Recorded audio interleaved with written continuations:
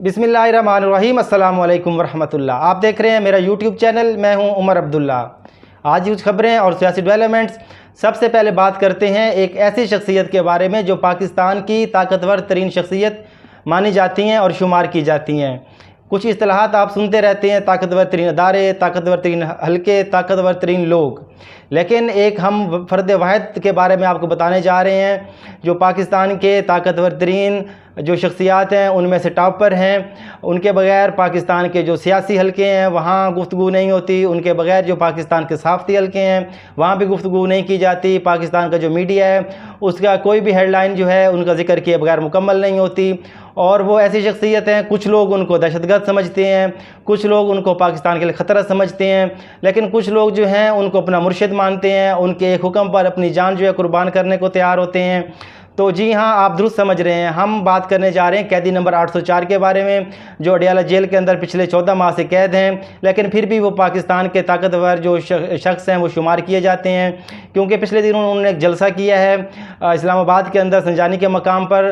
तो वो जलसा जो था उसने बड़ी खलबली मचाई। पाकिस्तान के जो तमाम हलके हैं, सियासी हों चाहे वो सहाफ़ती हों या ताकतवर तरीन जो लोग हों, वो भी उससे काफ़ी परेशान दिखाई दिए हैं। तो उन्होंने जो है कुछ बयानात दिए हैं, साफ़ियों से गैर रस्मी गुफ्तगू की है। तो उनका कहना था कि एस्टेब्लिशमेंट ने हमें धोखा दिया, किसी भी फरीक से मुज़ाकरात के दरवाज़े बंद कर रहा हूँ। उन्होंने मज़ीद कहा कि इजाज़त मिले ना मिले 21 दिसंबर को लाहौर में जलसा करेंगे, मुल्क में गैर इलानिया मार्शल लॉ है।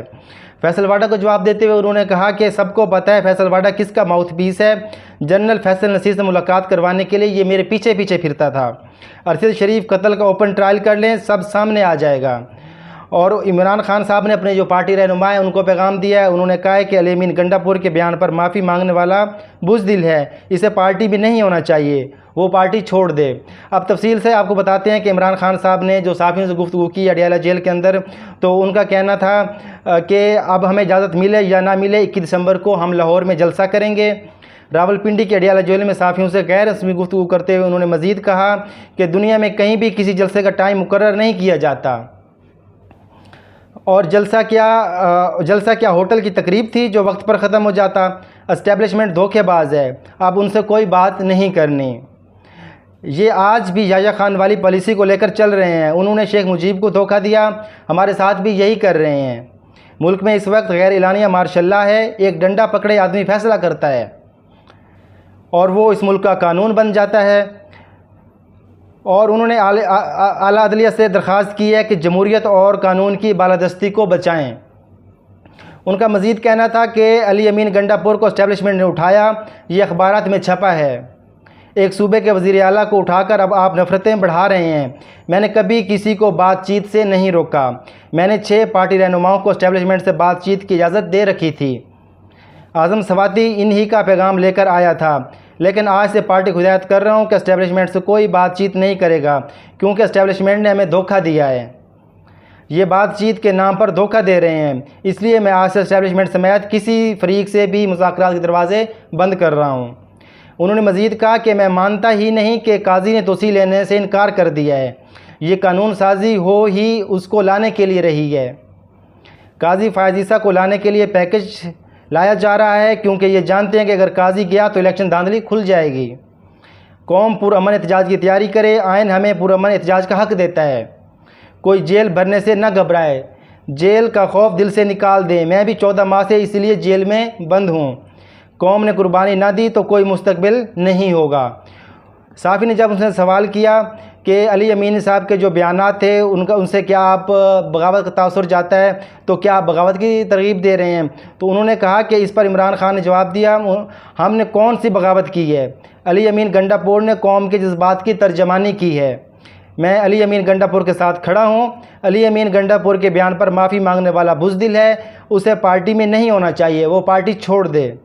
तो उनसे एक और सवाल हुआ कि जी फैसल वाडा साहब इल्ज़ाम लगा रहे हैं कि अरशद शरीफ कत्ल के प्लाट में आप, जनरल फैज़ और मुराद सईद शामिल थे। तो जवाब देते हुए कैद PTI ने कहा कि फैसल वाडा का माउथ पीस है।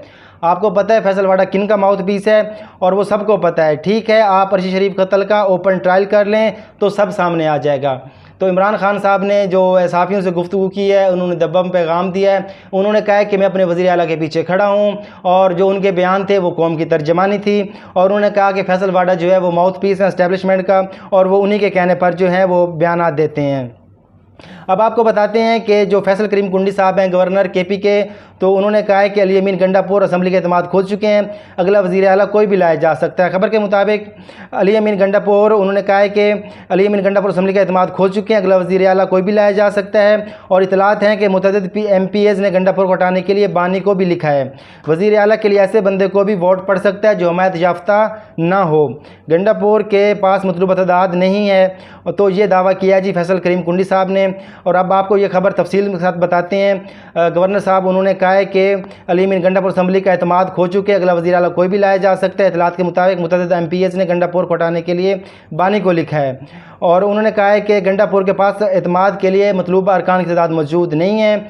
उन्होंने ये जो ARY को से गुफ्तगू करते हुए उन्होंने कहा था कि वज़ीर आला लेवल का बंदा KP हाउस से निकलता है और किसी को पता नहीं, कुछ पर्दा भी रखना पड़ता है कि गंडापुर कहाँ था, वज़ीर आला छुप छुपा कर अकेले गाड़ी चला कर जा रहा है, तो क्या समझा जाए। वज़ीर आला रात के 3 बजे पेशावर के लिए 20 गाड़ियों समेत निकलते हैं, क्या इतनी खुफिया मीटिंग थी कि किसी को मालूम नहीं कि वो कहाँ गए।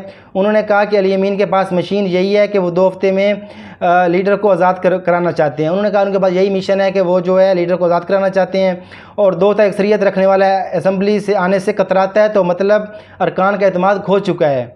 100% यकीन है कि अली अमीन गंडापुर के पास एतमाद के लिए मतलूबा अरकान की तादाद नहीं है। मौलाना साहब हुकूमत इत्तेहाद का हिस्सा बनना चाहें तो वेलकम करेंगे। इतलात हैं कि बहुत से MPs ने गंडापुर हटाने के लिए बानी PTI को भी लिखा है, और अली अमीन गंडापुर एतमाद खो चुके हैं। और उन्होंने कहा कि खैबर पख्तूनख्वा हुकूमत के रीट नाम की कोई चीज़ नहीं, जनूबी अजला में लोगों को गाड़ी से उतार कर देखा जाता है कि सरकारी मुलाजिम तो नहीं। आपको एक खबर मज़ीद बताते हैं कि आलमी मार्केट में जो तेल की कीमतें हैं वो क्रैश कर गई हैं। तो खबर के मुताबिक आलमी मार्केट में तेल की कीमतें जो हैं वो तकरीबन 3 साल बाद $70 की सतह से नीचे आ गई हैं। और तफसीलात के मुताबिक आलमी मार्केट में खाम तेल की कीमतों में ज़बरदस्त कमी रिकॉर्ड की गई है। मीडिया रिपोर्ट्स के मुताबिक तकरीबन 3 साल बाद पहली मरतबा आलमी मार्केट में अमरीकी और बरतानवी खाम तेल की कीमतें $70 की सतह से नीचे गिर गई हैं। जो बरतानवी खाम तेल है उसकी कीमत जो $60 फ़ी बैरल, और जो अमरीकी खाम तेल है उसकी कीमत $66 फ़ी बैरल हो गई है, जो कि दिसंबर 2021 के बाद कम तरीन सतह पर जो आ गई हैं। लेकिन जो हुकूमत है उन्होंने ये तहिया किया है कि जो पेट्रोलियम डेवलपमेंट लेवी में मज़ीद ₹10 का इजाफा कर दिया है, और जो कि ₹70 फ़ी लीटर कर दिया है।